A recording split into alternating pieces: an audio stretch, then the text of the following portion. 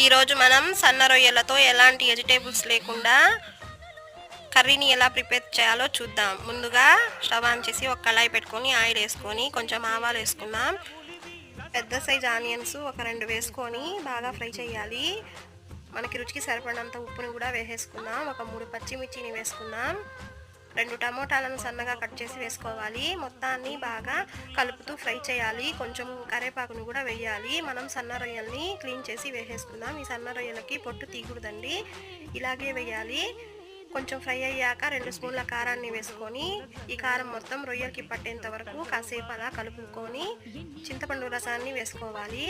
ఒక 10 మినిట్స్ వరకు ఉడికించుకోవాలండి. ఉడికిన తర్వాత మెంతుల పొడిని 1 స్పూన్ వేసుకున్నాం, కొత్తిమీర వేసుకున్నాం. అంతేనండి, సన్న రొయ్యల కర్రీ రెడీ. ఈ కర్రీ చాలా టేస్ట్గా ఉంటుందండి. మీరు ట్రై చేసి మీకు ఎలా వచ్చిందో నాకు కామెంట్ చేయండి, లైక్ చేయండి, షేర్ చేయండి, సబ్స్క్రైబ్ చేయండి.